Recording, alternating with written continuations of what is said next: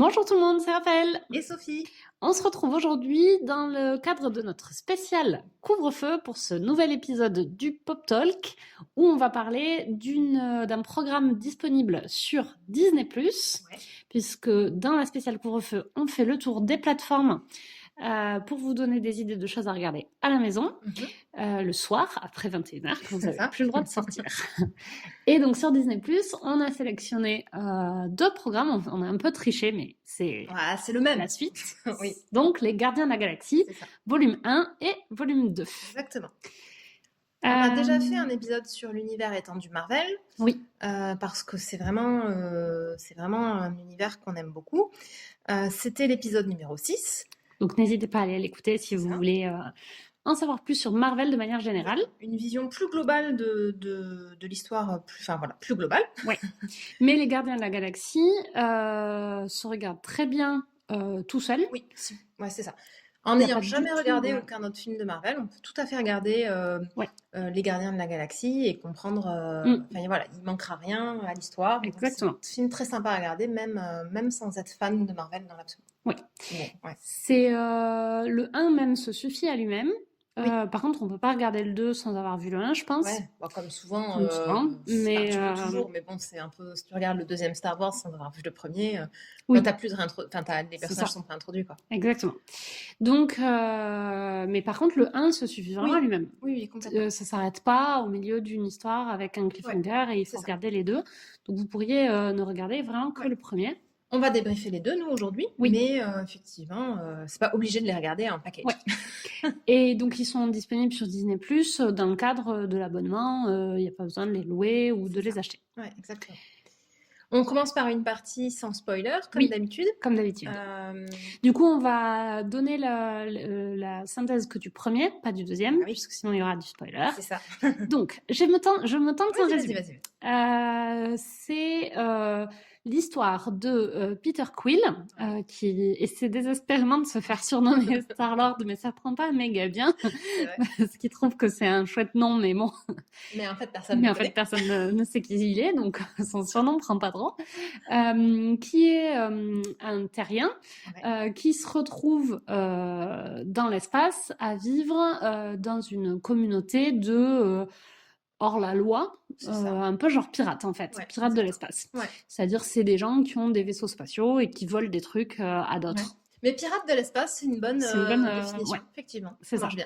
Donc ça, c'est un peu le contexte. Il est orphelin, il se retrouve à vivre avec ses pirates et l'histoire commence parce qu'il vole un objet qui s'appelle une orbe. On ne sait pas trop ce que c'est, cette orbe en question, et il se retrouve avec à peu près tout le monde à ses trousses.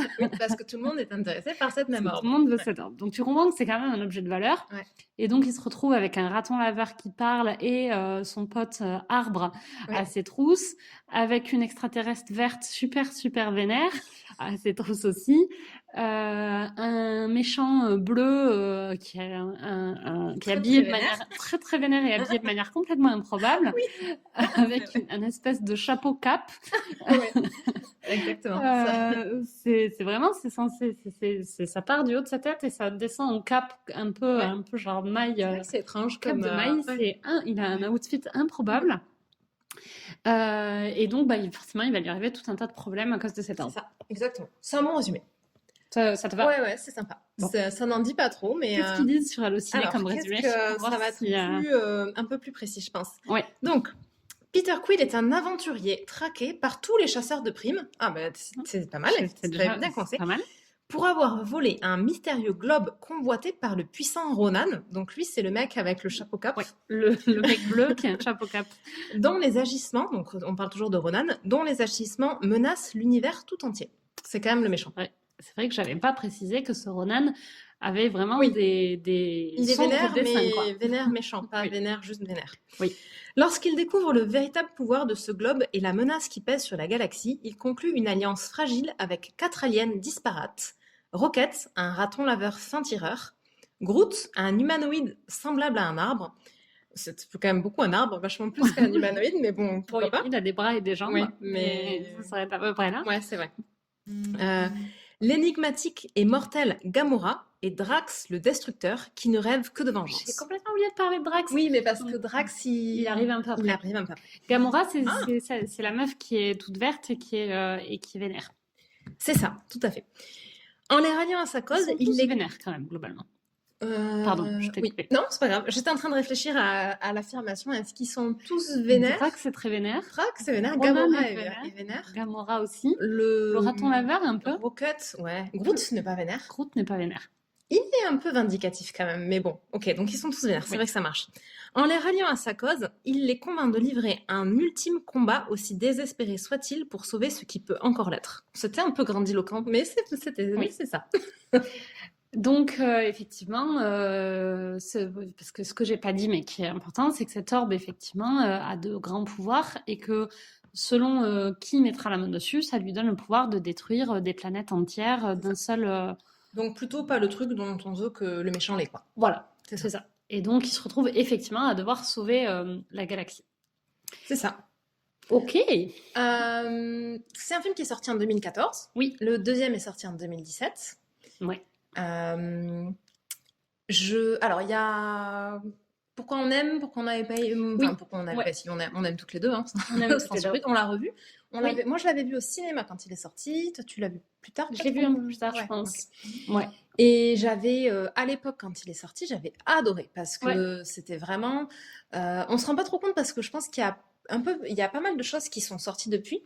Mais finalement, en 2014, un des trucs, moi, qui m'avait vraiment marqué, c'était... en fait, il y a eu toute une ambiance visuelle et musicale qui est ultra spécifique et qui est assez rare pour un film qui se passe dans l'espace.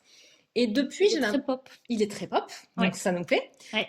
Il est sur base de tubes des années 70 et 80, puisque le principe, c'est que Peter Quill, donc le héros terrien, a une cassette sur lui avec une compile dans un Walkman. Dans un Walkman, exactement, qu'il écoute en boucle parce que c'est la seule cassette qu'il a dans son Walkman. Parce que quand il est parti de la Terre en 88, il avait ça sur lui. Et depuis, il n'a pas remis la main sur de la musique terrienne. Et donc, il a ce côté très pop parce qu'effectivement, c'est une compile des chansons 70-80, mais pop.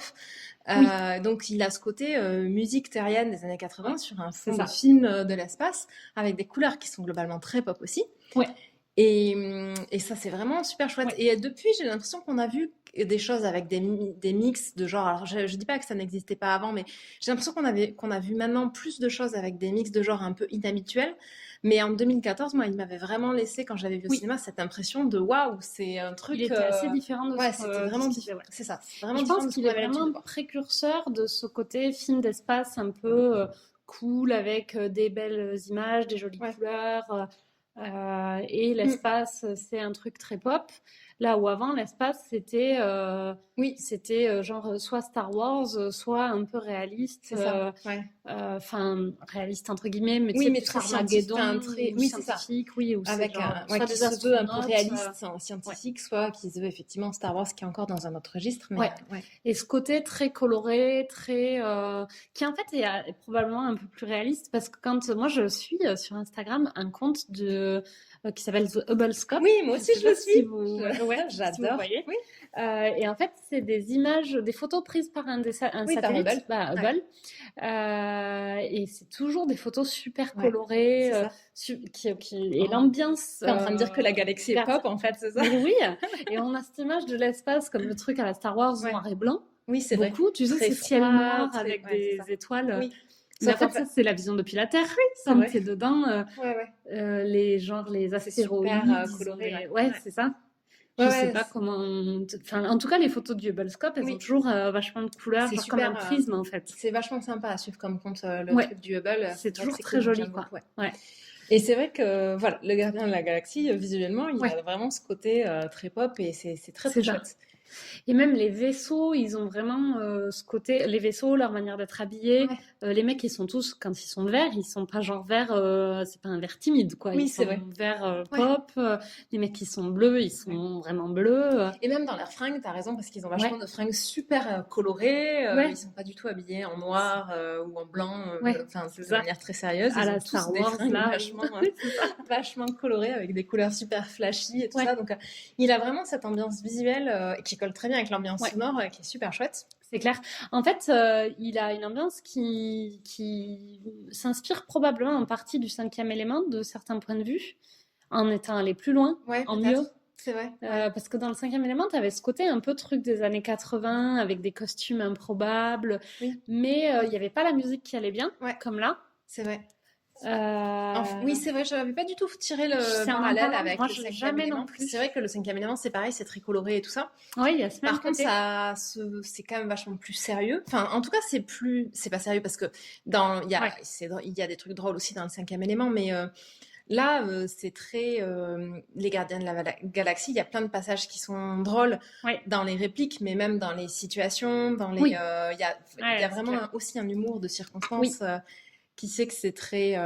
Mais c'est vrai qu'il y a un côté un peu cinquième élément, mais qui serait allé plus Dans loin dans le l'esthétique. concept. Ouais, Ouais, en c'est fait, ça. c'est le cinquième élément plus abouti, Oui. peut-être. Et après, ça se passe aussi dans l'espace, là où le cinquième élément est Oui. quand même essentiellement sur Terre, donc ça a limité peut-être aussi les possibilités de. Mais pas Le forcément cinquième parce élément que. n'est pas essentiellement sur Terre, hein, c'est 50-50, je pense, dans l'espace et Ah oui, sur Terre. c'est vrai qu'il y a, oui, il y a tout le Il y a moment tout où ils sont le, en voyage. tout le gros passage Oui, sur c'est le vrai. vaisseau.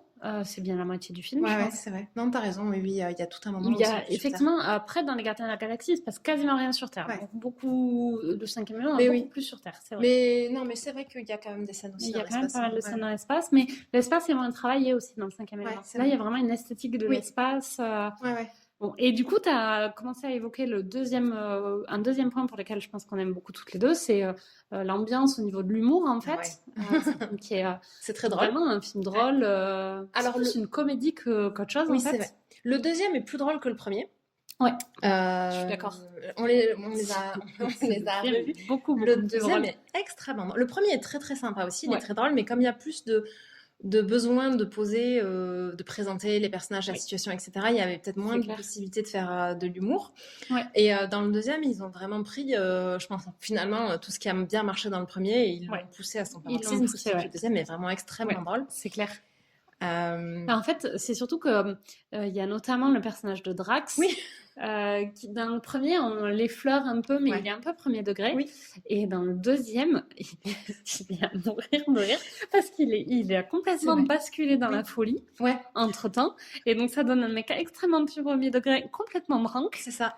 Et ils ont tout un tas de conversations Ouais, absurdes dans le avec deuxième. lui. Oui, Il y a vraiment ce côté conversation absurde. Tu des à scènes longueur entières de où temps. ils ont des conversations. Tu te dis, mais c'est improbable. Même eux, ça Oui, les agace vachement. Il y a plein de moments où ils se parlent. Mais moi, ça me fait vraiment penser à des conversations que j'ai avec Nico de temps en temps. Je pense que j'en ai déjà parlé, je suis pas sûre. Où tu sais, je parle avec Nico et il me répond des trucs et je suis là, mais genre, mais pourquoi tu me réponds ça? Mais enfin, qu'est-ce que c'est que cette conversation? c'est vrai. Et je trouve Avec, que oui. que ce soit Ouais. Gamora ou Peter Quill, de Oui, temps en temps, les autres leur répondent des trucs et ils sont là, mais qu'est-ce que c'est que cette conversation? Mais pourquoi tu me oui, réponds ça? Pourquoi c'est est-ce qu'on est en train de parler de ça, tu vois? Genre, ça n'a aucun sens, quoi. C'est vrai parce que ce côté conversation absurde, c'est beaucoup porté par le personnage de Drax, mais Ouais, pas que, parce qu'il y a Rocket aussi qui dit tout un tas de trucs absurdes, ou qui c'est leur clair. répond des trucs absurdes à Et la oui, longueur de journée, un peu ponctué par le personnage de Groot, qui est donc l'arbre, oui. qui ne s'exprime qu'en disant je Ah, suis Groot, enfin I I am am Groot. Groot, quand on regarde En français, ils l'ont traduit Ah, par Je s'appelle Groot je s'appelle Groot, c'est vrai. dans la Exact. version française. Et ouais, c'est vrai, je me rappelle maintenant. Ouais, I am Groot, donc, ouais. ou je s'appelle, c'est con, je s'appelle Groot. Je s'appelle Groot, ça me fait beaucoup rire. Qui dit de tout un tas de manières différentes, qui apparemment veut dire des choses différentes. Oui, Ils ont des conversations entières où ils leur disent des trucs et t'as l'arme qui ils leur répondent I am Groot, et donc voilà, et ils comprennent apparemment. Ouais. c'est très drôle. Et ouais, donc c'est quand même vraiment des films qui sont très sympas à voir. Ouais, Il y a vraiment, enfin c'est vraiment, on passe des bons moments, autant dans ouais. le premier que dans le deuxième. Sur la première vision, moi, quand je les avais vus, j'avais vraiment, quand j'avais vu le premier la première fois, j'avais adoré déjà, mais j'avais vraiment eu ce côté, genre je ne comprends rien de ce qui est en train de se passer, mais je kiffe à mort. Alors en le regardant une deuxième fois, on comprend mieux quand même. Enfin, Ouais. ça fait vraiment, il y a toute une histoire de background sur le premier. Qui en fait ça fait beaucoup de nouveaux éléments en même temps puisqu'il faut Oui, à la fois découvrir le nouvel univers puisque c'est vrai c'était en tout cas à l'époque en mm, plus il y avait vraiment aucun des Marvel qui avait eu lieu dans l'espace oui, mais c'est pareil si vous regardez maintenant et que vous connaissez pas trop l'univers ouais. C'est des nouveaux personnages, un nouvel univers. Il y a une histoire un background qui est assez détaillé, avec un contexte politique Oui. qui est finalement assez travaillé.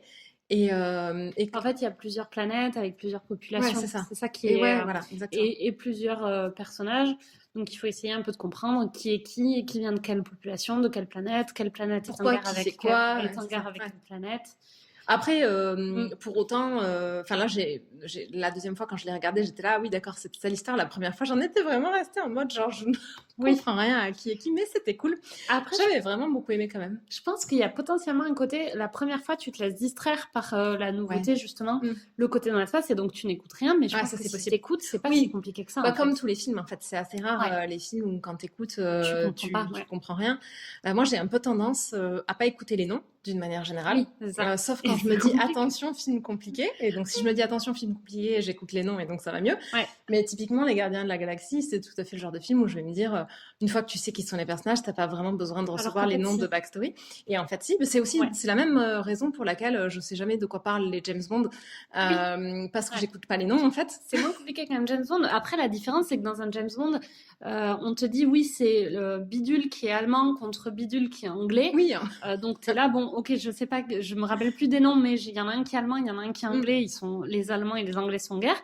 Alors que là, c'est Ronan le Cri qui est en guerre contre Bidula, la Nova, et il y a un mec un terrien et un arbre qui lui vient d'encore une autre peuplade, et donc aucun des noms, ni des noms des gens, ni des noms des planètes, ni des noms des espèces, ni des noms des espèces te parlent.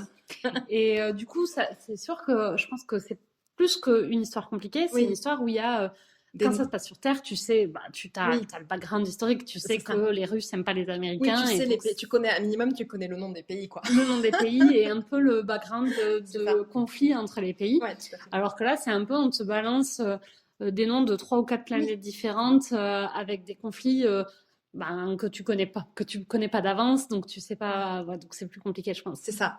Mais en soi, oui, après l'histoire, elle est pas ultra compliquée. Et en plus, on peut vraiment apprécier le film même en passant un peu à côté des détails de l'histoire de background, ce que j'avais fait la première fois et j'avais quand même vachement aimé. Et l'histoire principale, qui est qu'en gros, ils ont volé cette orbe et ils se retrouvent à... Qui est en fait un outil super dangereux. Enfin, tu comprends que c'est une arme, effectivement, et ensuite... il faut le tenir loin des méchants. Exactement. Ouais, après, t'as pas vraiment besoin d'en savoir plus pour apprécier le film, quoi. Exactement, c'est clair. Mais et après, j'allais dire un autre truc sur pourquoi j'ai aimé. Ah oui, ça y est, ça me revient. Du coup, ça reste un Marvel, et parce que tout ça, c'est quand même assez différent des Marvel. Ouais, complètement. Tout ce qu'on vient de décrire, c'est des choses qu'on retrouve pas trop dans les autres Marvel. Alors, et en tout cas, clairement, c'est un truc qui n'existait pas avant les Gardiens de la Galaxie et qu'après on retrouve dans certains autres, je trouve un peu dans l'ambiance. Dans le Thor Ragnarok, qui se passe dans l'espace aussi, on retrouve un peu les mêmes choses. Il y a un univers visuel assez pop. Alors, il n'y a pas le côté musique des années 80, je pense. Mais par contre, il a ce côté humour très décalé, parfois un peu conversation absurde, liée au décalage de background des personnages, en fait. Enfin, parce qu'en fait, le côté absurde, il est aussi beaucoup... Tu fais cohabiter des gens qui sont d'espèces différentes avec des référentiels différents, et donc ils ont des conversations qui n'ont pas de sens, et donc qui sont super drôles à écouter.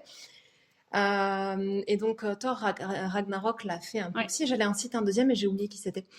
Un truc qui se passe dans l'espace, pas forcément dans l'espace, mais qui avait aussi un peu ce côté je trouve que ça a quand même ouvert un peu un nouveau type d'humour très tu vois, sur le... Dans Doctor Strange, non? Ah voilà, c'était Doctor Strange que je pensais. Si, c'est ça. Ouais. Mais Doctor Strange, il a aussi ce côté esthétique, mais qui est beaucoup dans la partie qui se passe dans l'espace. C'est vrai. Ouais, exact. Ouais. Bon, et du coup, ce que j'allais dire, par contre, ce en quoi c'est 100% un Marvel, et moi, c'est un truc qui m'a plu, c'est qu'il y a des scènes notamment les scènes de combat, qui sont hyper travaillées, toujours un peu grandiloquentes, hyper belles. Et moi, ce que j'aime dans Marvel, c'est que c'est pas des scènes de combat comme on a l'habitude d'en voir dans les autres films, où c'est des courses-poursuites dans des villes. C'est vrai que c'est insupportable, là, mais je pense arrêtez de vous poursuivre dans des villes pendant 25 minutes. C'est vrai. Je déteste ça. Les courses-poursuites, c'est insupportable. C'est trop long en général.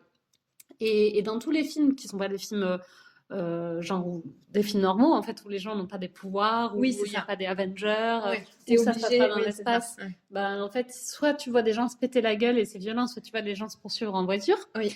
Alors que dans les Marvel, t'as vraiment des scènes de bagarre, des scènes de course-poursuite, mais du coup de vaisseaux spatiaux, et qui du coup C'est vrai. rendent le truc vachement sympa en fait. Exact.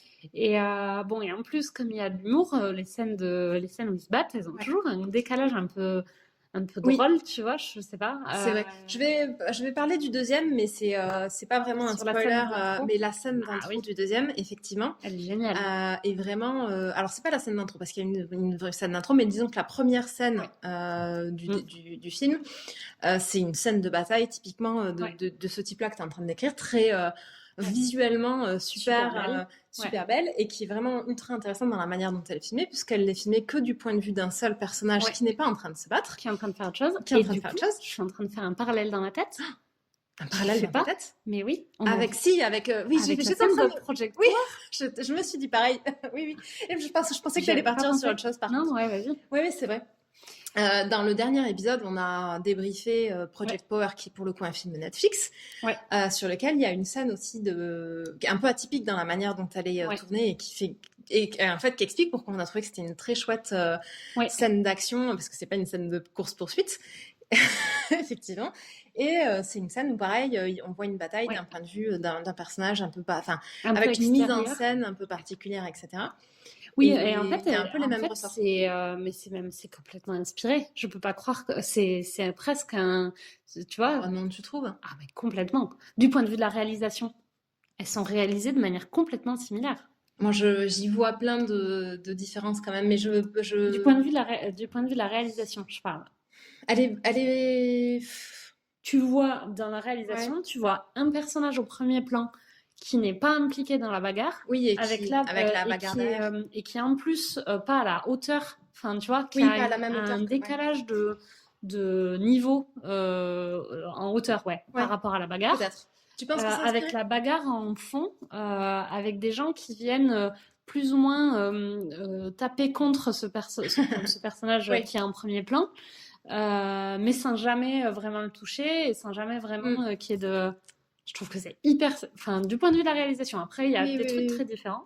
Je suis d'accord. Mais après, je suis d'accord qu'il y a plein de... Il y a effectivement plein de parallèles. Alors, je sais pas si c'est pas inspiré, c'est quand même sacrément un hasard, quoi. Non, mais peut-être qu'elle est inspirée, effectivement. Faudrait se renseigner pour savoir. Faut voir si le réalisateur en a parlé. Ouais. Mais après, mais c'est vrai que ça a les mêmes... Il y a les mêmes ressorts. Il y a les mêmes ressorts, clairement. Ouais. Et c'est vrai que cette scène, pour revenir au Gardien de la Galaxie, elle est vraiment très cool. Enfin, elle a vraiment un côté... elle te met tout de suite dans l'ambiance du film. En plus, ça me permet vraiment de rentrer direct dans le film avec tout ce qu'il a apporté en termes de couleurs, en termes de musique, en termes d'humour. Donc, c'était assez chouette. Clair. Et c'est vrai que des super scènes d'action dans les deux. Oui, en plus. Et je me l'étais jamais fait la réflexion qu'en fait, les scènes d'action dans les films, d'une manière générale, de super-héros, me plaisent vachement plus parce qu'en fait, c'est pas des courses-poursuites. Tu te fais pas chier, en fait. Oui. J'avais déjà identifié que j'aimais pas les courses-poursuites, mais...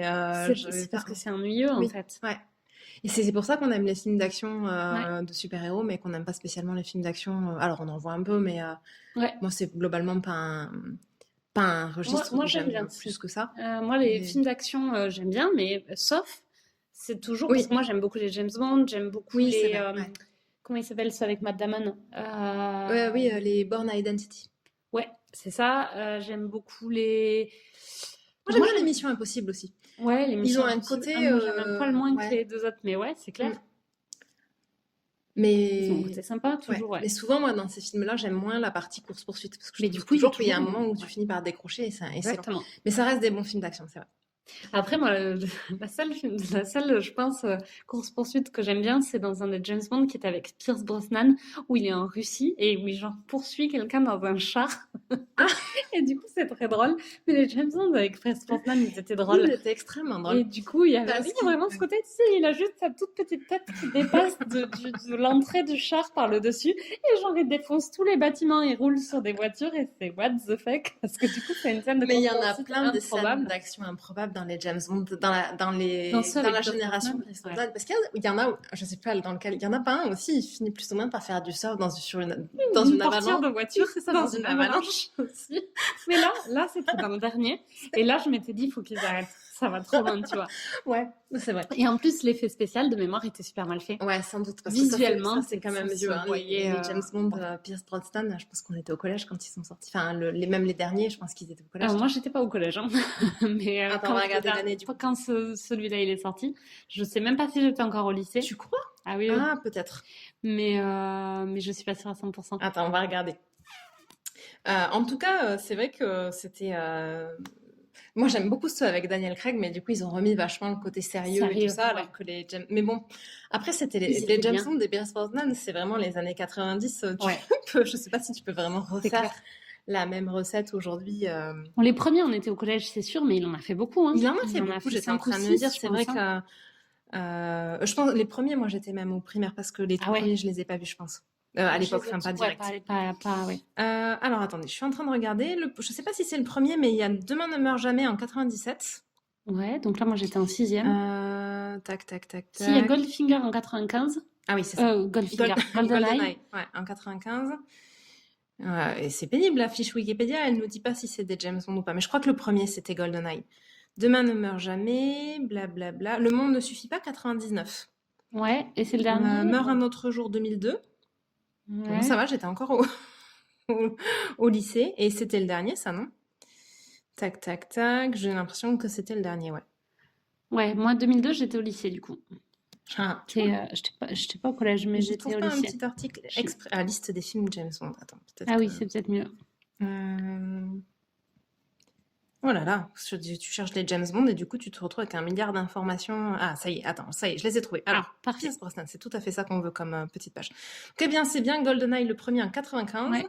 Et le dernier avec Pierce Brosnan, bah, c'est bien Meurt un autre jour en 2002. Et en fait, il en a fait que 4. Il est sorti quand en 2002? Ouais, 4, c'est pas beaucoup en fait. Ouais. Bon, j'étais en terminale, bah. Et oui, et c'est vrai du coup, qu'après, on a eu pense Casino que- Royale en 2006. Je pense que moi, celui qui est sorti en 2002, je l'ai pas vu au cinéma. Et vu que j'étais en terminale, j'ai dû le voir quand j'étais. J'ai dû le voir un an ou deux après, j'étais Ouais. étudiante. Ah, mais c'est pour ça que tu avais l'impression. Ouais. Je pense que moi, au ciné, j'avais dû voir Le Monde ne suffit pas et Meurt un autre jour. Ouais, les deux derniers. Les deux derniers ouais. où j'avais commencé à aller au ciné, mais Ouais. les deux premiers, j'étais trop petite pour le coup.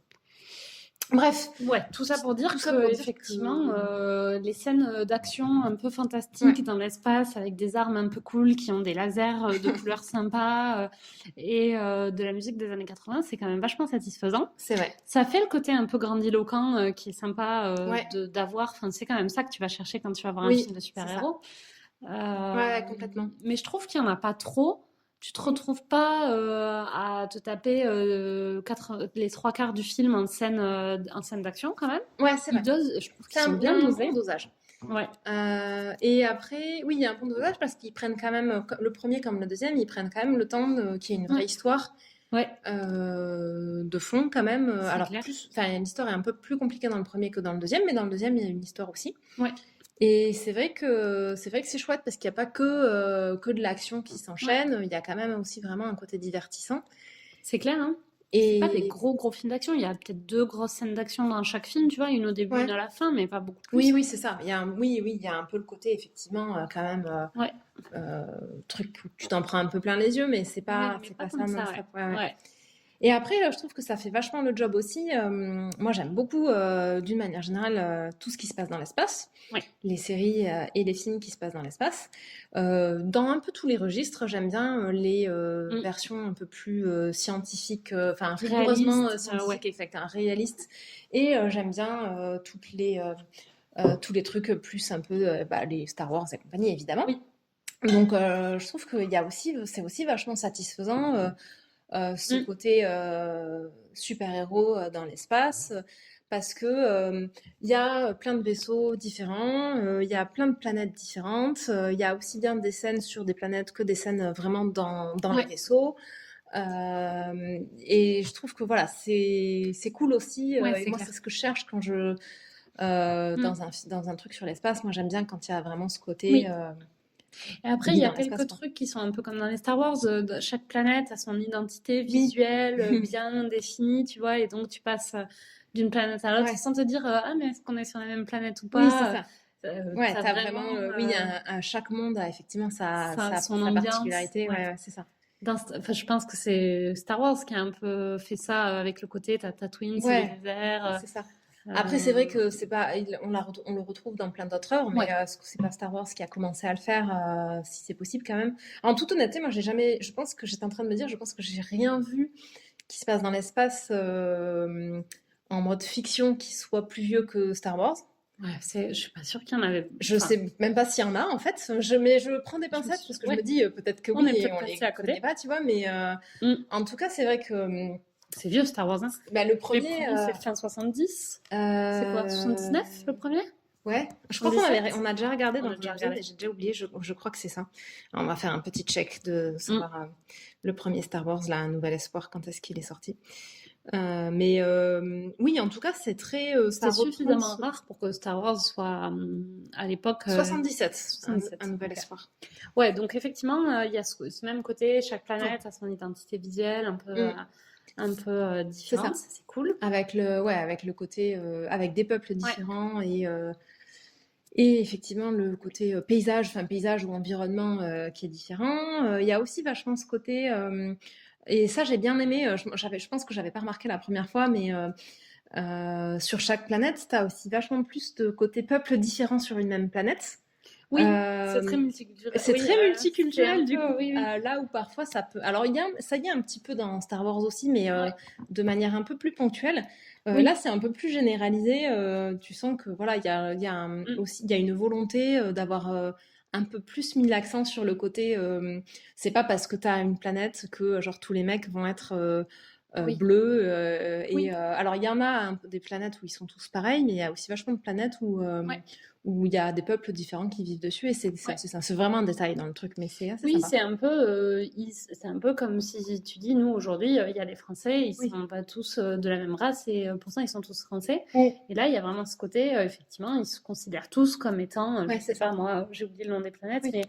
mais ils sont tous des bidulots et Oui, du c'est ça. coup, J'allais par dire contre, des. Oui. ils ont pas tous la même origine raciale, mais ça n'empêche pas qu'ils se Ouais. considèrent tous comme un même peuple. C'est ça. Ouais, ouais. Et il y a vachement d'acceptation.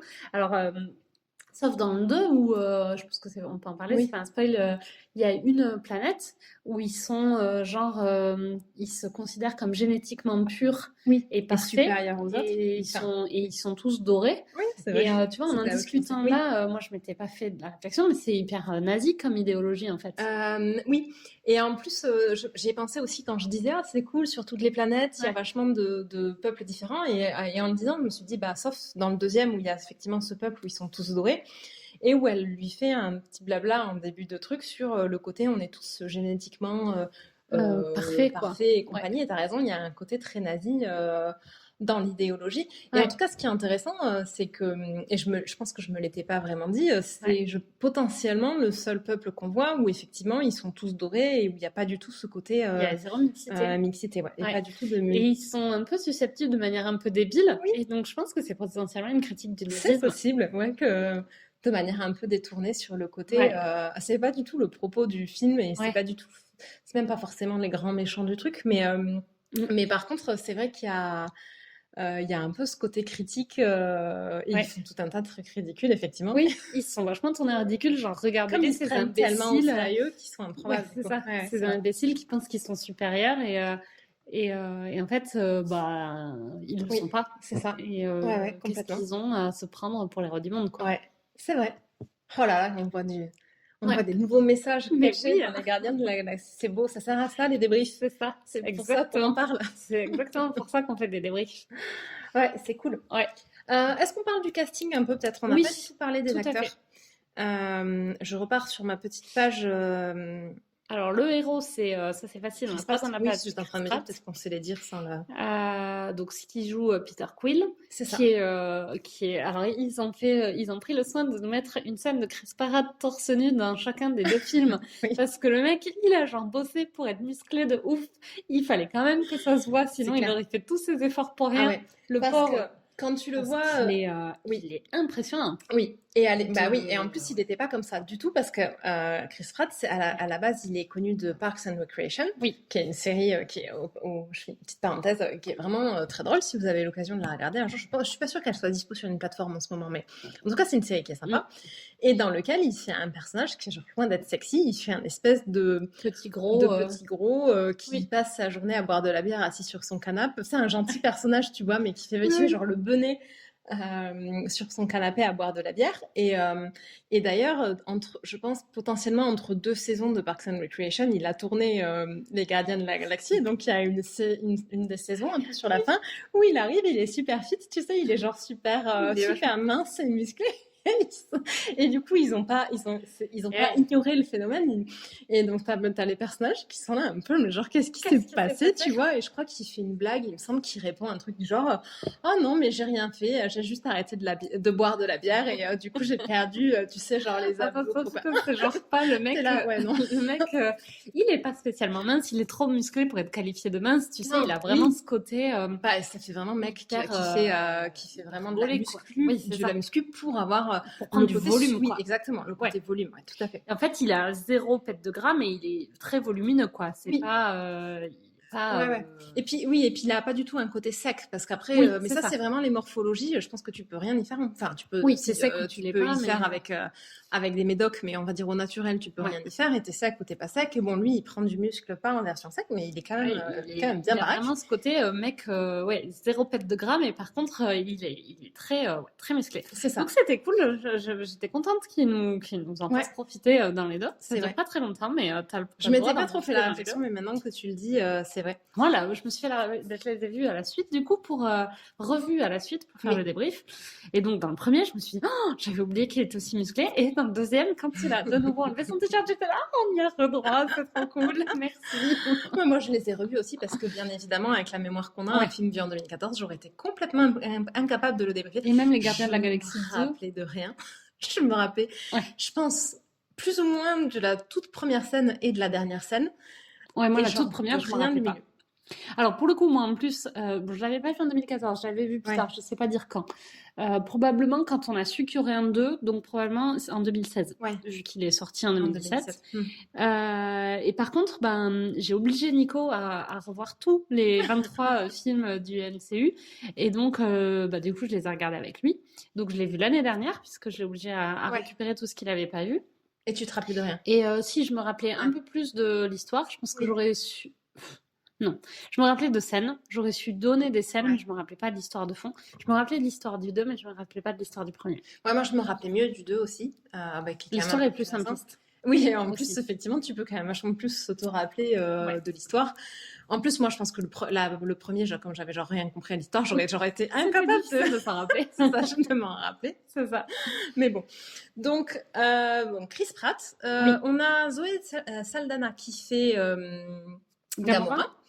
Alors j'ai vu, il y a une vidéo d'elle il y a pas longtemps, je sais pas comment je suis tombée dessus sur les réseaux sociaux, où elle était interviewée et elle racontait, c'était je pense à l'occasion de la promotion du 2, et donc elle racontait que quand elle a su qu'il y aurait un 2, elle a eu un premier élan de joie, de se dire c'est super, je vais pouvoir retrouver le personnage, et ensuite elle a eu genre un désespoir profond parce qu'en fait elle est verte, et elle disait qu'en fait elle passait je crois 2 heures en maquillage chaque jour en début de tournage et à peu près autant pour se démaquiller en fin de journée, quoi. Tous les jours du tournage, quoi. Et que du coup c'était quand même extrêmement lourd, quoi. C'est clair, ça devait être épuisant parce qu'en plus tu sens bien que c'est du vert super épais, quoi. C'est pas vaguement verte, quoi. Et donc le journaliste disait mais du coup vous avez pas envisagé de le garder d'un jour sur l'autre, et il était là, je l'aurais fait si ça avait pas été des produits extrêmement toxiques. Donc tu te dis c'est génial. C'est clair. Quel métier. Donc toxique, j'imagine plus en fait, si tu dors avec et que ta peau respire pas pendant... je pense que de toute façon, c'est pas bon. T'es censé quand même te démaquiller avant d'aller au lit, même quand tu mets du maquillage normal. Alors, le côté vert, maquillage vert, c'est pour être super résistant, c'est sûr que... c'est ça. Donc, du coup, petite anecdote sur Zoé. Donc, ensuite, on a Vin Diesel qui fait la voix de Groot. Oui. J'avais vu à l'époque une interview où il disait qu'il avait enregistré, mais je sais plus combien de I Am Groot, Oui, genre différents sur tout un tas ça doit être affreux comme job. Ça doit être drôle, je pense. On a Bradley Cooper qui fait Le raton laveur. Ouais. Et on a du coup Dave Bautista qui, j'imagine, qui fait Drax. J'étais là par élimination, je pense que ça doit être Drax, mais je ne connaissais pas cet acteur en fait. J'avais même jamais regardé qui c'était, même après avoir vu Les Gardiens de la Galaxie. On l'a vu dans rien d'autre, si. Qu'est-ce qu'il a fait Il fait 1m93, mais bon, oui. Il est effectivement beaucoup plus grand que les autres. Apparemment, c'est pas il fait entre 1m93 et 1m98. Ok. On sait pas très précis comme info, c'est pas ma faute, c'est Wikipédia qui nous dit ça, mais il je est me suis dit aussi que c'était extrêmement baraque et extrêmement Oui. maquillé pour le rôle. Oui, lui c'est pareil, dans le genre maquillage qui devait prendre 10 plombes, ça devait être dur, quoi. C'est clair. Je passe rapidement pour voir. Il a joué dans Le Roi Scorpion 3. Qu'est-ce que c'est que ce navet? Le titre m'a plu, donc du coup je te le dis, mais je sais pas ce que c'est. Comment tu peux appeler un film The Scorpion King Battle for Redemption. Je pense que je sais ce que c'est, Le Roi Scorpion. Je pense que je suis déjà tombée dessus à la télé. C'est plus ou moins un film. Attends, j'ai peur de. Un truc qui se passe d'époque, genre. Attends, Le Roi Scorpion, pardon. Je fais une petite parenthèse pour aller voir. Ah oui, c'est ça. C'est un film avec Dwayne Johnson. Qui c'est Dwayne Johnson? Tu sais pas qui c'est? C'est cet acteur, tu sais. Ouais, oui, c'est l'autre mec qui fait des Fast and Furious avec Vin Diesel. Exactement. C'est ça. Si vous voyez qui c'est Vin Diesel, l'autre mec chauve et baraque dans Fast and Furious, c'est lui. Tout à fait. J'aurais jamais su redire, mais c'est lui. Donc c'est un film avec Dwayne Johnson, dont on va lire le scénario. Oh là là, attends, je vais faire le livre premier. Il s'appelle Le Roi Scorpion. Et oui, il y a Dwayne Johnson, ça doit être un navet de l'extrême. Tout à fait. Ah oui, je te confirme. Donc, mais il y en a eu 3 quand même, donc ça a trouvé son public visiblement. Je vous lis le premier alors tu sais. C'est vrai. Oui, mais ça a trouvé son public aussi, mais bon, on est d'accord. Donc il y a 5000 ans. Oui. Des tribus libres d'Égypte ont résisté contre les armées d'un tyran sanguinaire et invincible, l'impitoyable Memnon, conseillé par Cassandre, une prophétesse aux prémonitions infaillibles. Les chefs des tribus font appel au guerrier acadien Matthaius pour tuer le prophète et rendre Memnon vulnérable. Ok. Et après, il y a une histoire de trahison. Tu veux en savoir plus? Non. Mais si, je vois bien que tu imagines que les costumes, ça doit être atroce, non? Matthaius, c'est effectivement Dwayne Johnson. Tu veux qu'on regarde des photos du Roi Scorpion? Non, ça va. Il n'y a pas de photos de Roi. C'est un podcast, ça sera pas visible. C'est vrai, c'est pas. Donc attends, qu'est-ce qu'on est? Ah oui, c'est parce qu'il a joué dans ça. J'ai oublié son nom. Celui qui fait Drax. Oui. Et après, non, je pense qu'il donc à part ça, il a joué dans L'œil d'un tueur, Banlieue interdite, The Redemption. Ah, il a joué dans Riddick. Ouais, ça m'étonne pas. Il a joué dans Spectre, le 007 de Sam Mendes. Ok. Il fait Mr. Inks, le tueur du Spectre. D'accord. Donc, je ne sais pas du tout. Je me rappelle de rien, visiblement.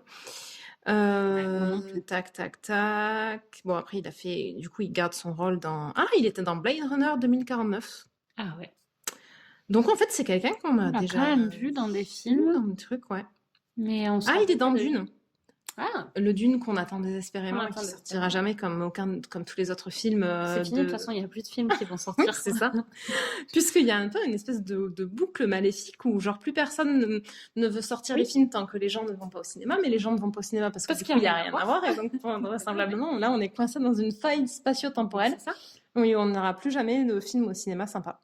Bah oui, parce que les mecs sont là, on sortira des films quand les gens iront au cinéma. Et t'es là, mais vous pensez que les gens ils vont aller voir quoi au cinéma si vous ne sortez pas de film Parce que bon, nous en France, on a l'alternative film français. Oui. Bon, c'est une alternative du désespoir. C'est un peu douloureux, mais tu peux pas. Ouais. Mais aux États-Unis, du coup, ils ont quoi comme alternative? Ils passent des films français, tu crois? Non, je crois pas. Qu'est-ce qu'ils font, tu vois? Ouais, mais je pense qu'ils ont pas de film. Effectivement, ils sont là, mais les gens vont pas au cinéma. T'es là, genre, il y a rien à voir. Ça marche pas, du coup. Parce qu'en France, ils peuvent dire, oh, les gens vont pas au cinéma. Enfin, il y a quand même on comprend pas, avec tous ces films français. Les choses qu'on dit, les choses qu'on fait, c'était un excellent film. Pourquoi les gens ne vont pas le voir? Hein, qu'est-ce qui se passe? Alors, on vous encourage à aller écouter notre épisode du podcast sur les choses qu'on dit, les choses qu'on fait, qui est l'avant-dernier film français qu'on a vu avant le couvre-feu. Par contre, on vous décourage de voir le film. Ah oui, on vous conseille, ouais, c'est ça. On vous conseille pas d'y aller, mais par contre, on vous conseille d'écouter notre critique en toute Humilité. En toute humilité, exactement. J'étais sur humbleté, mais j'étais là, mais ça ne marche pas. Les gens auraient compris. Oui, mais bon, tu vois, t'essayes d'être un peu un télo et ensuite tu dis des trucs comme ça marche pas, tu vois.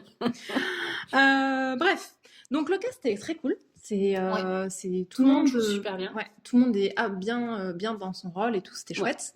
C'est clair. Il y a ça c'est le cast principal des Gardiens de la Galaxie. Après, il y a quelques, je sais pas si c'est des guests, tu vois, mais des acteurs plus connus. Il y a Glenn Close qui est dans le premier. Oui. C'était cool, j'avais complètement oublié qu'elle y était. Elle n'a pas un gros rôle, mais elle est chouette. On sent que ça mise beaucoup dans ce rôle. C'est vrai qu'elle a l'air trop contente de faire ce rôle.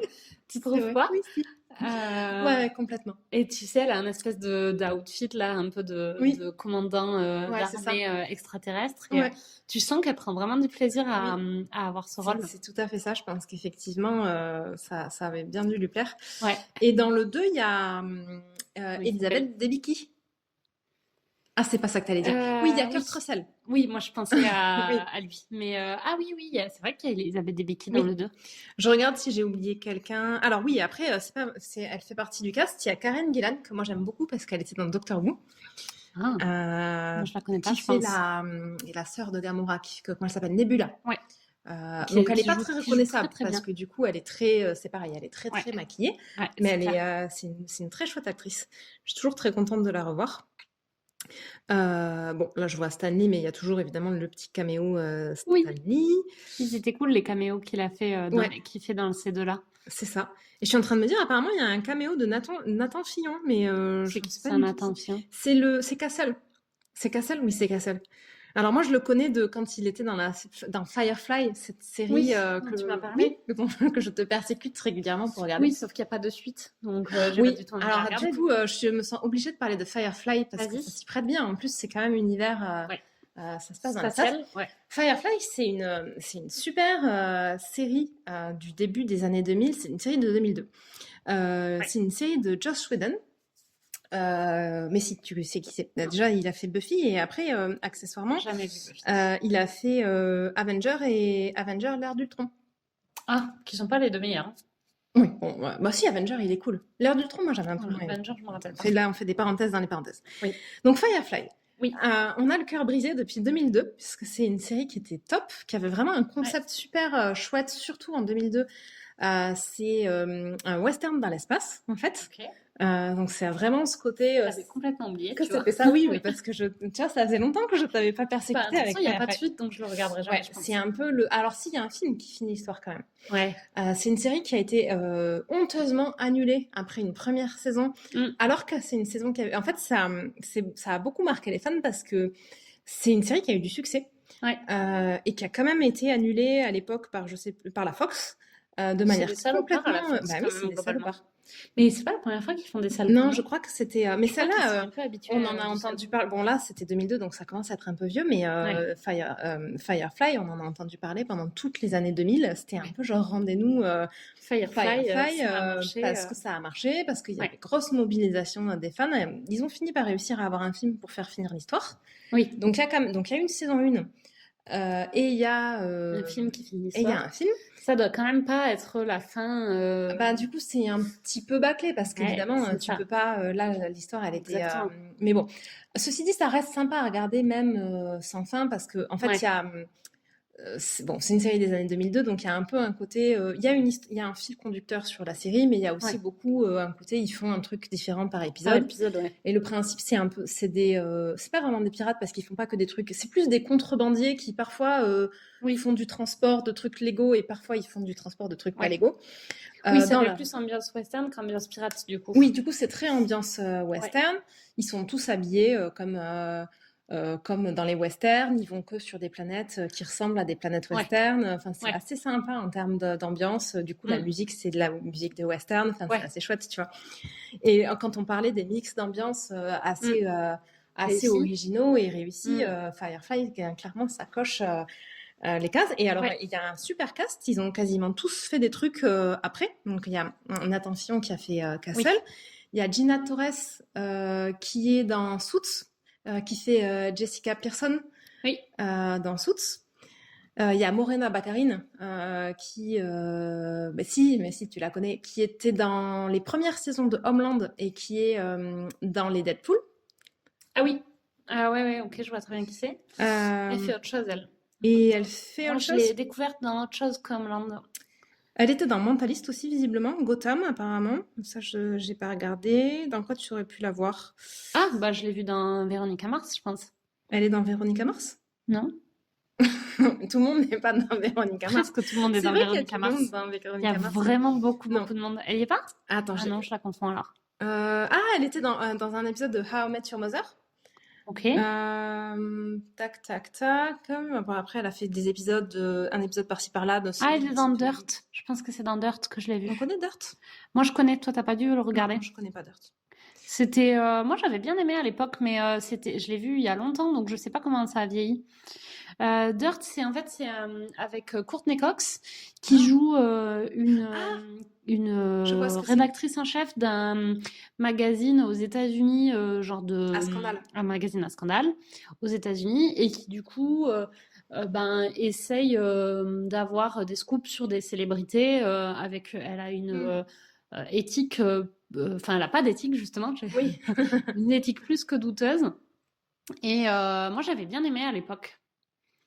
Ouais, je pense que j'avais jamais c'était regardé sympa. Dirt. Mais maintenant que t'en parles, je vois assez bien ce que c'est. Ce Ouais. que c'est, ouais.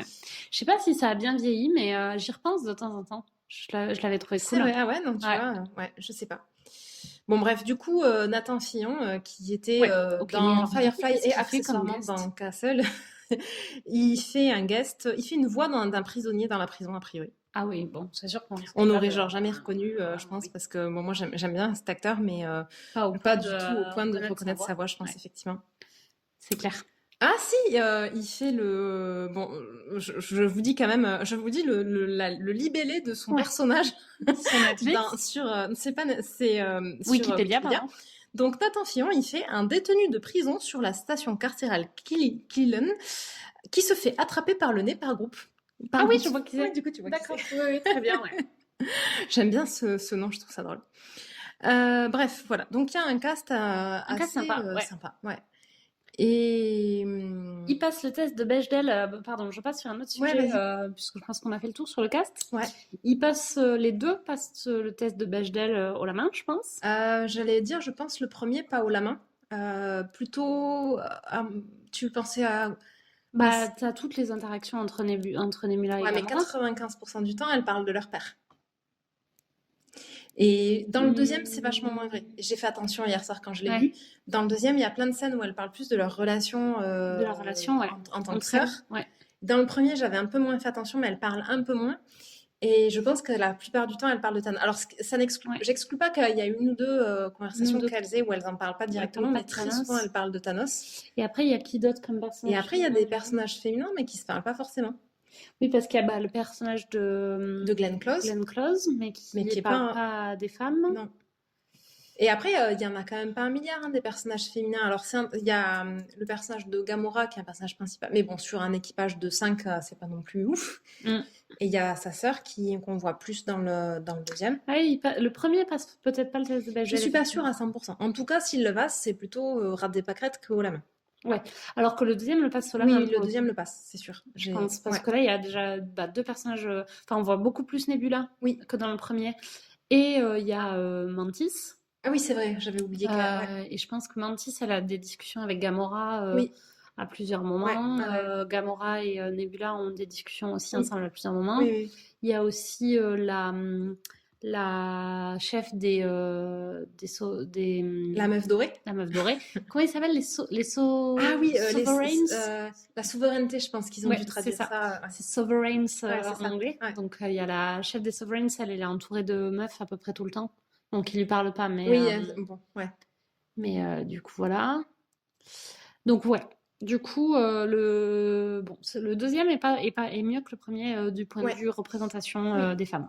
Puisqu'on en est sur ce sujet, moi, fait partie des choses que si j'ai à lui reprocher quelque chose, c'est un peu ça, c'est que le personnage de Gamora, je trouve que c'est un peu dommage parce que, en fait, il tombe un peu dans ce travers où les personnages féminins doivent être, j'allais dire sérieux, mais c'est pas le terme, doivent être, doivent se justifier, tu vois, par le fait qu'ils sont super badass, super forts, super Ouais.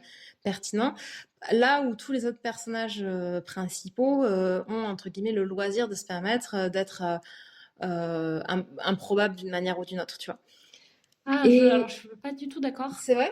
Ouais, Et moi, je trouve que c'est dommage ce côté, et c'est pas spécifique aux Gardiens de la Galaxie, en fait, c'est un truc que tu vois souvent dans les ouais, bandes comme ça, où tu as plusieurs personnages. C'est particulièrement vrai quand tu qu'un seul personnage féminin. ouais. Je pense que c'est potentiellement un poil moins vrai à mesure que l'histoire avance et peut-être dans les autres quand on les voit. Mais elle a ce côté, Dans finalement. les autres Marvel, tu veux dire? Ouais, dans les autres Ah oui, Marvel. d'accord. Ouais. Pardon, j'avais pas Oui, compris. oui, c'était pas clair. Donc oui, Mais donc tu dis oui que dans tous les autres Marvel, les personnages féminins ont ce même côté où elles doivent être non, pas sérieuses. forcément, non, pardon, pas forcément dans les zones Marvel. Dans les D'accord, films d'une manière générale, d'accord. hors Marvel, Ouais, ok. Marvel comme les autres, on va dire, pas forcément Ouais, plus. Souvent, quand t'as une bande comme ça qui travaille ouais, ensemble et que t'as qu'un seul personnage féminin, oui. il a un espèce de devoir de justifier sa présence en étant irréprochable, en fait. Enfin, Ah ouais, irréprochable, en fait, il y a un terme que je cherche que j'arrive pas à retrouver, c'est pas forcément irréprochable, mais ok. et je trouve que du coup, elle a un côté, tu vois. Euh, elle est jamais vraiment dans aucune situation embarrassante là où les autres ils font des trucs improbables non-stop. C'est pas Ouais, forcément d'accord. la source de l'humour plus que ça. Moi, je trouve que ça se justifie vachement par l'histoire, en fait. Oui, c'est vrai, mais Euh, comme en fait c'est quand même un pattern qu'on retrouve super souvent. ouais, euh, ouais, ouais, je suis pas, et enfin, je l'ai pas du ouais, tout ressenti, donc je suis pas forcément d'accord, je tu me le vois. suis. En fait, c'est quand même tous les autres, ils ont vécu des trucs difficiles dans leur vie, mais globalement, ils ont, tu vois, tu sens que Peter, il a quand même eu une enfance heureuse, dans un contexte, tu Ouais, vois, au final, oui, dans un contexte un peu improbable, donc il a développé ce côté vachement ouais. improbable. Drax, il est drôle malgré lui parce qu'il a une différence culturelle avec les autres qui fait qu'il Mm. comprend pas du tout le second Oui, degré. ça c'est Il drôle. est très premier degré, mais tu sens que c'est vraiment, Ouais. tu vois, son décalage Mm. culturel qui en fait un personnage drôle. Le raccoon, il a. Enfin, tu vois, donc ils ont tous Ouais. vécu des trucs difficiles, mais elle, c'est genre celle qui a eu une enfance avec un père Mm. abusif de manière, mais alors 1000 fois pire que tous les autres, Ouais. qui en a fait une arme. Et donc, oui, effectivement, elle est irréprochable parce qu'elle a été élevée pour être tout ce que tu dis qu'elle a été, tout ce que tu dis qu'elle est, Oui, tu vois. mais je dis pas que c'est pas justifié dans une Donc, cohérence du personnage. Je dis que par contre, c'est comme c'est. Moi, je trouve que c'est un schéma qu'on retrouve ouais, dans quasiment ouais, toutes les dynamiques de groupe. Je me dis que je, ça va au-delà de juste.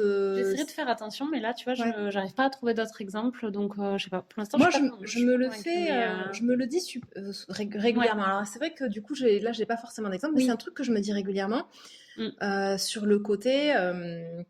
Bah, typiquement, Firefly, puisqu'on en a parlé, ouais, avait bah un du coup, petit j'ai pas peu le vu. même travers. Mais il y avait plus de personnages féminins, donc c'était un poil moins vrai. Mais tu vois, tu Mm, avais quand même un personnage féminin finalement qui avait ce côté un peu badass et qui se retrouvait jamais dans aucune situation délicate, là où tous les autres personnages y passaient à un ok. moment ou à un autre. Et c'est souvent un truc que tu retrouves Bon, je sur les regarderai si je personnages le féminins. remarque, Ouais. mais Après, c'est une critique plus générique que je fais, enfin pas spécifique du coup aux ouais, Gardiens de la Galaxie, et c'est vrai que ça se justifie par le background, mais je me dis, tu vois, dans toutes les configurations d'écriture de personnages qu'ils auraient pu trouver, je pense que c'est pas un hasard s'il se trouve que le personnage féminin, c'est le personnage qui a ce background-là et du coup ce positionnement-là dans l'équipe. ouais. Après, moi, je trouve ça au contraire, tu vois, assez cool qu'ils aient dit, ok, t'as le gros méchant de l'histoire parce que bon là. En l'occurrence, c'est pas le gros méchant des Gardiens de la Galaxie, mais leur père Mm. à Gamora et Nebula. C'est le gros méchant de l'histoire de Oui, tous les Marvel, de ouais. la partie 1 des Marvel, de la Mhm. saga des Pierres de l'Infinité. Et donc, il doit designer en gros des armes humaines et il choisit deux nanas. Moi, je trouve au contraire que c'est. Ça, c'est un côté cool, c'est Et vrai. du coup, effectivement, le corollaire de ça, c'est qu'elles sont hyper sérieuses, hyper premier Mm. degré et parfaites parce qu'elles ont été entraînées par le mec le plus puissant, le plus rigoureux, le plus parfait. Et donc, il en a fait. Enfin, moi, au contraire, je trouve que c'est genre vachement cool qu'elle soit ça, Moi, je trouve que c'est cool qu'ils aient trouvé, qu'ils tu vois. aient sélectionné, enfin, Ouais. qu'effectivement, dans l'histoire, Parce qu'elle pourrait Thanos, avoir un frère, oui, tu c'est vois. ça, que Thanos, il ait décidé Ouais. d'avoir des filles qui soient des guerrières et tout ça, Ouais. ça c'est très cool, je suis d'accord. Mais pour autant, tu vois, dans un autre registre, pour rester Mm. sur les Marvel, Thor, qui est un personnage qui est censé représenter l'idéal Ouais. du fils guerrier parfait et compagnie, bah, il a en fait tout un tas de côtés improbables et drôles Oui. qui lui laissent avoir, là où son personnage à elle évolue jamais vers ça, en fait. Ouais, après, tu vois, dans Thor, t'as le personnage de la Valkyrie qui a vachement les mêmes travers que Thor Oui. et qui est aussi improbable, tu vois. Je sais pas, moi, je trouve que. Ouais, je pense que moi, si Gamora ou Nebula, elles étaient tombées dans les travers de Thor, j'aurais trouvé ça improbable pour le coup. Donc, du coup, j'aurais du mal à le reprocher, tu vois. Bah, disons que, enfin, là, oui, avec la manière dont elles sont écrites, Ouais. je pense que c'est compliqué à amener comme Ouais, mais tu évolution, vois, mais même si elles étaient écrites différemment, tu vois, tu te dis Thanos design des armes de guerre, qu'elle tombe, je sais pas. Après, comme c'est pas un truc que j'avais remarqué dans d'autres ouais, films, mais moi je trouve au contraire que les deux sont super bien écrites et je trouve pas ça dommage qu'elles aient pas été écrites différemment, tu vois. ouais, ouais. Bah, moi, alors, je me suis pas forcément je me le suis pas dit dans le Ouais. sens, c'est dommage comme elles sont écrites. Je trouve Ouais. que c'est dommage que tu vois, d'une manière plus générale, dans un groupe où tu as Mm. 5 personnages, bon, c'est dommage d'avoir qu'un personnage féminin, bon, ça c'est sûr, Ça, c'est sûr. mais qu'en plus, dans un groupe où ils ont tous Ouais. un tenant, enfin, tu vois, dans un film qui se veut humoristique et où ils apportent Mm. leur pierre au côté humoristique, je trouve que c'est dommage que le seul personnage qui apporte pas ça, c'est le personnage féminin. Ouais. C'est plus dans ce sens-là que je le disais D'accord. que sur le côté. Effectivement, par contre, c'est un personnage qui, Ouais. enfin, une fois qu'on a, voilà, Ouais. passé ça, oui, qui a. Alors, je trouve que non, ça allait être un spoil, donc je vais pas le dire. Mais ouais, Retiens-le pour tout à l'heure. ouais, c'est ça. Mais après, ça reste un personnage qui est intéressant. Et je suis Ouais. contente qu'elle existe et qu'elle soit badass. Et c'est chouette d'avoir aussi Ouais. des personnages badass. Mais Ouais, c'est ouais. clair. Bon, je pense que moi sur la partie 100... Oui, et du coup, pardon. Ah oui, une note. Non, j'allais dire, du Ah. coup, moi, il n'y a rien qui me ferait dire que j'ai pas aimé. Pour Oui, moi, après, moi, ça n'a pas suffi. Enfin, c'est oui, pas. mais c'est un petit point que tu as à C'est dire. Et un. moi, je pense que j'ai Oui, pas c'est de ça. petit point à Ouais, dire. d'accord. Ok. Pardon. Non, mais est-ce qu'on le Ouais. note du coup? Du coup, une note, ouais. Moi, je vais pas noter les deux pareils, je pense. Ouais. Je pense que j'ai une toute petite préférence de un demi-point pour le 2 Ouais. par rapport au 1. Oui, moi aussi. C'est marrant parce que quand j'étais ressortie du 2, j'en étais ressortie un peu mitigée. Ouais. J'avais trouvé ça très drôle, mais j'avais un tout petit côté mitigé, alors qu'en fait, là, en le revoyant, mais pas du tout. J'ai Ouais, vraiment il est adoré vraiment super du cool, hein. début à la fin. Ouais. Mm. Après, l'histoire est peut-être un peu plus simpliste, mais je trouve qu'elle apporte vachement Oui, de background, notamment à Peter Quill, ouais. qui est vraiment cool, un super Mm. background. C'est vrai. Qu'on voit ensuite dans les Avengers, Oui, puisqu'ensuite on les retrouve on les tous retrouve. dans les derniers Avengers. Donc ouais, moi je pense que je vais lui mettre un demi-point de plus. Et du coup, en termes de notes, j'essaie de réfléchir à comment j'ai noté les films qu'on a notés jusqu'à maintenant pour essayer d'être cohérente Moi, sur un j'étais partie pour global. faire une même note, alors du coup, je me demande si je mets la même ou pas. J'étais partie sur 9. Ouais, moi j'allais dire 9 et 9,5. Ah oui, 9 d'accord, pour le t'allais mettre un. premier et Ouais, 9,5 pour le deuxième. ok. Ou j'hésite avec 8,5 pour le premier et 9 pour le deuxième, Ouais, en fait. d'accord. Mais je vais leur mettre un demi-point d'écart, c'est sûr. Mais du coup, je me disais, si je lui mets 8,5, ça lui fait un demi-point de plus que Tenet. Oui, Ouais, je vais faire ça. 8,5 pour le 1 et 9 pour le 2. ok. En plus, je réfléchis aux autres Marvel que j'ai aimés. Et ouais, je vais faire ça. Moi, je vais mettre 9 au 2. Toi, tu mets 9 au Oui, 2? c'est trop compliqué de. Oui. Après, c'est vrai, dans l'absolu, j'ai une préférence pour le 2. Mais pas marqué au point d'un Mais demi-point. ouais, voilà. Après, tu peux avoir Exactement. une petite préférence qui soit infime. Tout à fait. Et comme on commence pas à faire des 0,25. Ah ouais, voilà, là, ça va être compliqué. Non, non, moi, clair. je mets 9 au 2. Ok. Et toi, 8,5 et 9. Ouais, je vais faire ça. Ok, ça marche. Ouais. Partie avec spoiler. Oui. Du coup, je vais continuer sur ce que je disais Ouais, par rapport à par rapport à Gamora. Ouais. Quand tu disais c'est un personnage qui est bien écrit. Mm. Je suis d'accord, mais je trouve que c'est pas ultra bien amené son retournement de camp. Il est en fait c'est Dans le premier? dans le premier. Ouais, d'accord.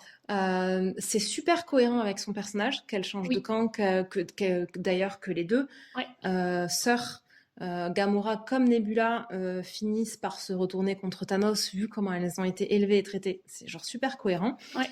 Par contre, je trouve que dans le 1, c'est un peu, elle les connaît ni d'Ève ni d'Adam, et elle leur confie ce qui devrait être son secret le plus secret, qui est qu'elle est en train de trahir la personne la plus dangereuse de l'univers. Oui, j'allais te répondre un truc, mais du coup, si c'est ça le reproche, ça n'a plus de sens, ce que j'allais dire. Fallait dire quoi? Ce que j'allais dire, en fait, c'est même pas du tout amené, c'est un postulat de base, son changement de camp. Oui. En fait, parce que je pensais que tu disais, on comprend pas assez pourquoi elle change de camp, et je vais te dire, en fait, dans le 1, il part du principe, dès la première minute, qu'elle a déjà changé de camp et qu'effectivement, elle joue déjà comme son père. Mais c'est pas ça, du coup, que tu disais. Tu disais, pourquoi elle leur en parle si facilement? Exactement. Le côté, effectivement, c'est vrai, c'est ce que tu dis, c'est vrai, c'est vraiment le postulat de base. Elle a déjà trahi, en fait. Ouais, voilà. C'est pas en les rencontrant qu'elle se dit, je vais trahir mon père, en fait. Ouais, elle a pas du tout un changement de camp au cours du film. Par contre, ce que moi je trouve improbable, c'est le côté, vas-y, bande de losers que j'ai jamais rencontrés avant. Puis en plus, au début, elle les considère vraiment comme des losers. Je vous déballe, genre sans prendre aucune précaution. À quel moment elle leur dit? Elle leur dit, mais genre super rapidement, je pense quand ils se font arrêter, qu'ils sont dans la prison, parce qu'ils se retrouvent en prison après s'être battus sur la planète Nova pour cette fameuse orbe qu'ils ont volée au début. Alors c'est même plus compliqué que ça, parce qu'en fait, Gamora et Peter se battent pour l'orbe, et Rocket et Groot essaient de kidnapper Peter, sa tête il a pris. C'est ça, parce que lui, il a le... Cette scène est géniale. Elle est très très drôle. Parce que la planète, donc c'est la planète, c'est sur Xandar qui est la capitale des Nova. Et je sais pourquoi on croyait que hier on essayait de se rappeler comment il s'appelait. En fait, Nova Prime, c'est le nom de leur président. C'est le Prime. Bah oui, c'est le nom de Glenn Close. Oui, d'accord. Donc elle s'appelle... c'est pour ça qu'il s'appelle Nova Prime. Oui, ok. Ouais, c'est ça. J'arrivais pas à retrouver, j'étais là, mais les Nova Prime, c'est bizarre comme nom, mais t'as raison. Oui, c'est les Nova qui ont un Nova Prime. Ouais, c'est ça. Qui se trouve être Glenn Close. C'est ça. Et donc, ils sont dans leur capitale Xandar. Donc, c'est une planète super propre, super lumineuse, et en même temps très moderne, avec dans l'architecture. Et tu sens des gens hyper civilisés, avec zéro violence. Ça fait vraiment capitale de peuple ultra civilisé. Ouais, c'est ça. C'est un peu genre, je sais pas comment ça s'appelle, la capitale de la Suède, tu vois. Stockholm. C'est un peu Stockholm, tu vois. En version un peu moderne, avec des bâtiments en verre et métalliques super beaux. Des espèces de places où les gens vivent dehors, et c'est vachement bien. Et du coup, ils ont ces espèces de alors t'as trois pirates et une guerrière de l'extrême qui se battent de manière ultra violente au milieu des gens qui sont un peu là, mais qu'est-ce que c'est ce truc? C'était quand même violent drôle. Et drôle, parce qu'en plus ils ont vraiment ce côté, ils pensent tous qu'ils sont les plus forts, et en fait ils finissent tous par se faire pourrir par celui d'à côté, comme ils n'ont pas les mêmes objectifs en plus. Ils se gênent vachement. Ils se gênent vachement sur le truc, effectivement, c'est assez drôle. Bon, du coup ils finissent tous en prison. Oui. Mais genre quasiment à leur arrivée en prison, donc en fait ils se sont genre jamais parlé du coup, puisqu'ils se battaient la scène d'avant, et ensuite ils sont en prison. Je crois que c'est Peter qui lui dit un truc du genre, quand il réalise qui elle est, parce que lui il sait pas qui elle est, mais ensuite tout le monde la reconnaît parce que comme étant la fille de Thanos, et comme Thanos il a décimé tout un tas de peuples, tout le monde la déteste parce que tout le monde a perdu quelqu'un à cause de Thanos. De son père. Et assez vite, du coup, il lui dit un truc, enfin je sais plus trop, et puis mais tout de suite. Mais genre dans la première scène, elle est là, oui, mais en fait, je l'ai volé pour le trahir, j'allais le revendre à quelqu'un d'autre, et je suis pas du tout la fille de Thanos. Alors moi j'ai une explication, mais c'est une explication a posteriori, donc on peut considérer de base qu'elle est tirée par les cheveux, mais j'ai une explication. Moi je me dis, en fait, du moment qu'elle arrive à convaincre Ronan de l'envoyer elle sur Xandar récupérer l'orbe, elle pense plus revenir en fait. Donc dans sa tête, que les gens le sachent ou le sachent pas, la trahison elle est déjà faite. Donc en fait il n'y a pas de problème à ce que des gens le sachent. C'est plus secret à ce moment-là en fait, puisque ce serait un secret si elle pensait revenir. Mais dans la mesure où elle a déjà trahi, donc c'est presque déjà public. En fait, il se trouve qu'ils s'en sont pas encore rendus compte, les autres, mais pour elle, c'est déjà public. Sauf qu'à ce stade-là, il n'y a rien qui les laisse penser qu'elle a trahi, puisque... Eux, ils le savent pas, mais pour elle, en fait, je pense qu'elle n'envisage pas 2 secondes un retour en arrière, donc elle s'en fout. Et le deuxième truc, c'est quand tu racontais la scène de bagarre que j'ai eu l'idée, et je me dis ça comme si, c'est qu'en fait, tous les mecs, là, ils sont... moi, dans mon souvenir du film, c'était genre une espèce de bande de losers, de bras cassés qui, on ne sait pas trop comment, sauvent la galaxie et deviennent Oui. les gardiens de la galaxie. Alors qu'en fait, ils sont tous improbables et drôles, mais aucun n'est un loser. Ils sont tous Non. super forts en réalité. Ils ont un côté loser, c'est vrai, par contre. Mais moi, dans mon oui, souvenir, il y a c'était un vraiment... peu par accident, les mecs arrivent à se Ouais. sortir de bagarres contre des mecs super forts. Tu sais pas comment ils arrivent à battre des mecs super forts. Et en fait, ils ont beau être des losers, il y en a aucun qui sait pas se battre. Ils sont hyper puissants, en fait. Oui, en fait, c'est des losers de personnalité vachement plus que de compétences. Oui, c'est en ça. fait. Et moi, dans mon souvenir, j'étais là, en fait, c'est tous des gros nazes. Et donc, je me dis, la meuf a déjà trahi, elle compte pas revenir en arrière. Et même si elle les trouve un peu what the fuck, ils sont quand même tous super forts. Oui, tu peux. Elle leur dit, tu vois. Ouais. Et en plus, elle déteste son père. Elle a enfin franchi le cap de s'affranchir de lui. Elle est là, non mais moi je veux plus jamais qu'on m'assimile à lui. Donc tout de suite je le dis pour qu'on puisse pas m'assimiler, tu vois. Je suis assez d'accord, mais bon, ça c'est très explication. Une fois que tu t'es fait la réflexion, c'était mal amené. C'était mon disclaimer avant de rentrer dedans. Je suis d'accord. Ouais. Mais du coup, dit comme ça. Non, mais oui. Après, ça marche, mais ça reste mal amené du coup. Parce que elle aurait pu l'expliquer. Oui, à la limite, ça. Ou même le dire clairement. Oui, c'est ça. Enfin, il y a plein de choses qu'elle aurait pu, en pas beaucoup plus de répliques, expliquer pourquoi elle le leur dit tout de suite, tu vois. En disant non mais moi j'ai trahi, je suis plus dans son camp, il s'en est pas encore rendu compte, mais plus jamais je veux qu'on m'assimile à lui. Ou même ils auraient pu vachement expliquer sur le côté, elle a besoin d'alliés dans la prison et donc elle leur dit pour qu'ils soient ses alliés, tu vois. Parce qu'au final c'est aussi, j'imagine ça, parce qu'elle est à deux doigts de se faire tuer. En fait, oui, tu vois, mais en fait elle a jamais, elle leur dit avant, il me semble, avant d'avoir des problèmes. Ouais. Et donc, parce que c'est pour ça que je te demandais, d'ailleurs c'est exactement pour ça que je te Oui. Pardon. Non, je pense que... C'est exactement pour ça que je te demandais, parce que je me demandais si c'était avant qu'ils essaient de la tuer dans la prison ou après qu'ils essaient de la tuer dans la prison, parce que je me disais si c'est après, c'est un peu vous m'avez sauvé la vie, donc je peux... C'est avant. Non, c'est vraiment avant. C'est pour ça qu'il y a plein... Enfin, tu vois, c'est un peu... Elle leur dit tout de suite, tu vois. Genre, limite, ils s'étaient jamais adressé la parole avant, parce qu'avant, ils se battent. Mais dans mon souvenir, c'est un peu... oui, t'es genre l'associée de Thanos, et elle est un peu là, alors là, tu vas pas m'assimiler à Thanos, quoi. Ouais. Mais bon, dans mon souvenir du film que j'ai vu ce matin, dont je me rappelle pas, il est même pas 16h. Et je l'ai vu ce matin de 7h à 10h, quoi. À 9h. Après, c'est un mini détail, ce que je dis, mais je pense que je me l'étais déjà dit la première fois où je l'ai vu, et je me le suis redit quand je l'ai revu. Moi, je l'ai vu hier, mais... moi, pas du tout, pour le coup. Et donc j'étais un peu là, bon, c'est dommage qu'il l'ait pas amené un peu. Après, c'est un côté un peu histoire simpliste aussi au début, enfin dans leur relation, dans la manière dont ils finissent par travailler ensemble. Tu sens bien que t'es pas censé vraiment chercher pourquoi. Enfin, ça marche, tu vois, mais. Je pense qu'ils ont tous un côté. Ils sont très solitaires, ils sont contents de se trouver des potes, et il y a vachement ce côté. C'est tous des gros solitaires qui souffrent de leur solitude, pas solitaires par choix, et qui un jour se trouvent des gens avec qui ils ont un peu les mêmes valeurs et qui se disent putain, on va s'accrocher les uns aux autres de manière désespérée. Mais d'ailleurs, c'est tout à fait ça, et ensuite, toute leur relation est bâtie sur le fait que. En fait, ils sont dans un groupe qui fonctionne pas du tout, mais enfin, si, du coup, ça fonctionne, mais oui, qui dans le quotidien fonctionne assez mal, en fait, quand même. Mais genre juste avec le ciment mais on est les seuls gens avec qui on peut traîner. On peut traîner, donc on fait avec toutes les bizarreries de tout le monde, quoi. C'est ça. Mais du coup, je trouve que ça rend le truc super drôle, en fait, aussi. Enfin, tu vois, c'est un peu. Je pense qu'au collège, il y avait des trucs comme ça. Tu sais, quand t'étais dans aucune bande, genre t'étais pas dans les sportifs, t'étais pas dans. Bon, je suis en train de faire une caricature de film américain de collège. T'es ni une cheerleader, ni un mec de l'équipe de basket, ni un nerd qui veut devenir hacker. Et donc, t'es un peu dans le groupe des 100 groupes où en fait toute ton amitié repose sur le fait que personne d'autre veut de toi, quoi. Ouais, exactement. Bah là, c'est tout à fait ça. Leur amitié, c'est on est les seuls qui te supportent. Enfin, on se supporte mutuellement. Et ils ont quand même des valeurs communes, qui est bon, on veut bien faire le bien, mais en même temps, on est des gros connards et on veut pas qu'on nous dise qu'il faut devenir des vrais gentils. C'est ça. Ouais, les valeurs communes, ce serait mieux que personne détruise l'univers. Bon.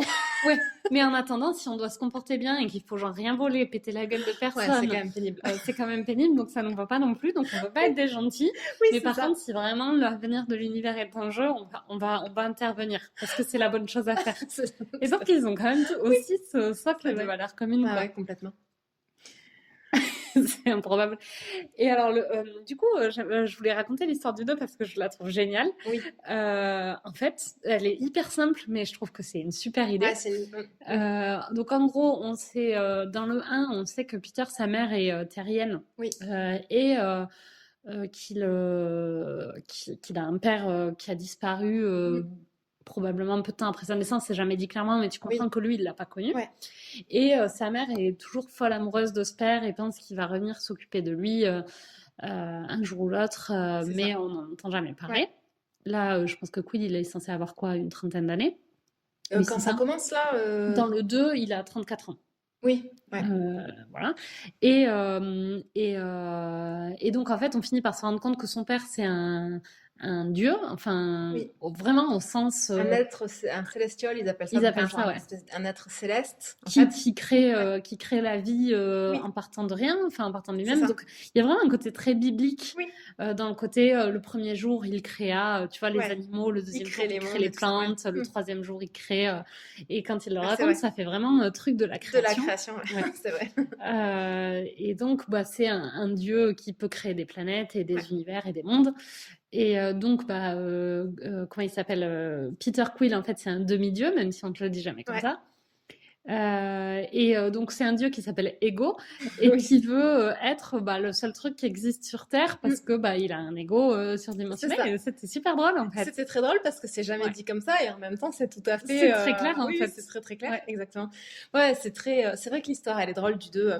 Et à l'époque, j'avais gardé un souvenir un peu mitigé parce que j'avais...